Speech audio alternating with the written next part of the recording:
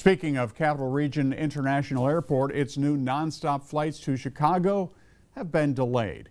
United Airlines says it's delaying the start of its flight service from Lansing to Chicago because of FAA restrictions that limit how many flights can operate in and out of Chicago O'Hare Airport. The airline says the new start date for this new service is set for October 25th.